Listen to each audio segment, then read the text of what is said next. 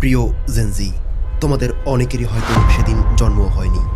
তোমরা দেখোনি বিএনপি জামায়াতের অস্ত্র ও বোমাবাজির সেই ভয়ঙ্কর রূপ। তাই আজ দেশে যখন বিভিন্ন জায়গায় বোমা পাওয়া যাচ্ছে, জঙ্গিবাদী কার্যক্রম ফেসবুক, ইনস্টাগ্রাম স্ক্রল করলেই চোখে পড়ছে, তোমরা হয়তো অবাক হচ্ছ।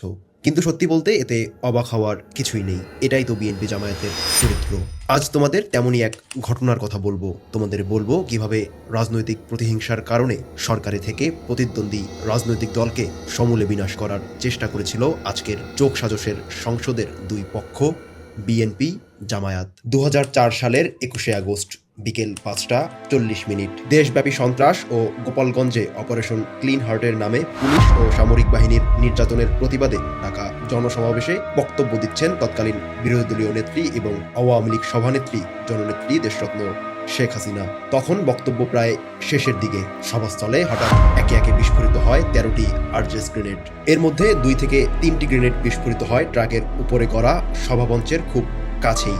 হঠাৎই যেন মৃত্যুপুরীতে পরিণত হয় বঙ্গবন্ধু অ্যাভিনিউ। চারিদিকে লাশ আর আহত নেতাকর্মীদের আহাজারি। ঘাতকের ছোড়া গ্রেনেডের সামনে আওয়ামী লীগ নেতারা গড়ে তোলেন অভেদ্য এক মানব প্রাচীর।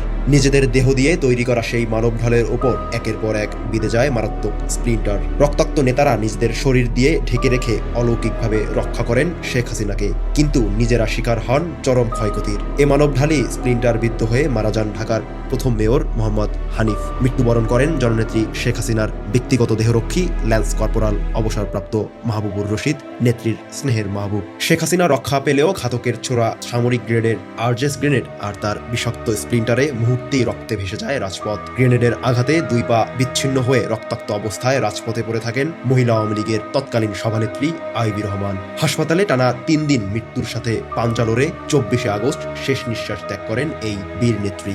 আইবি রহমান সহ মোট ২৪ জন নেতাকর্মী সেদিন প্রাণ হারান। আহত হন ৫ শতাধিক মানুষ, যাদের অনেকে আজও শরীরে সেই গ্রেনেডের স্প্লিন্টার বহন করে পঙ্গুত্ব বরণ করে চলছেন। এই বর্বরচিত হামলার পটভূমি রচিত হয়েছিল আরও আগে। ২০০১ সালে বিএনপি জামায়াত জোট সরকার ক্ষমতায় আসার পর দেশ জুড়ে মাথাচাড়া দিয়ে ওঠে উগ্র সাম্প্রদায়িক ও জঙ্গি গোষ্ঠীগুলো।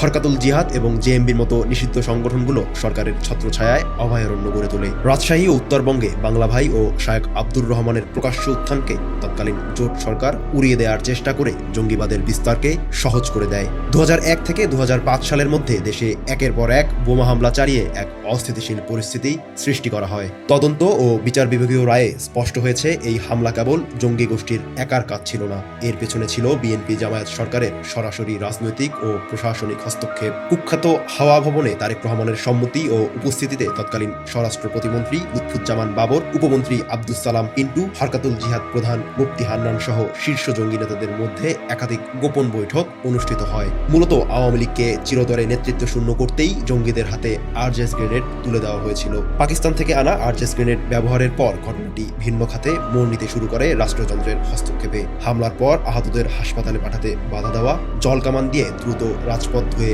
আলামত ধ্বংস করা এবং পরবর্তীতে নির্দোষ জজ মিয়াকে গ্রেপ্তার করে সাজানো নাটক তৈরি করে মূল অপরাধী ও জঙ্গিদের আড়াল করার চেষ্টা চালায় তৎকালীন বিএনপি জামায়াত সরকার। ২০১৮ সালের আদালতের ঐতিহাসিক রায় প্রমাণ করে যে ২১শে আগস্টের গ্রেনেড হামলা ছিল রাষ্ট্রীয় পৃষ্ঠপোষকতায় পরিচালিত এক পরিকল্পিত রাজনৈতিক গণহত্যা। ক্ষমতার দাপটে রাজনৈতিক প্রতিপক্ষকে নিশ্চিহ্ন করতে কিভাবে উগ্র জঙ্গিবাদকে ব্যবহার করা হয়েছিল, ২১শে আগস্টের রক্তাক্ত রাজপথ, আইবি রহমান সহ ২৪ জনের আত্মত্যাগ আর নেতাদের সেই ঐতিহাসিক মানব ঢাল তার এক বেদনাবিধুর কালজয়ী দলিল।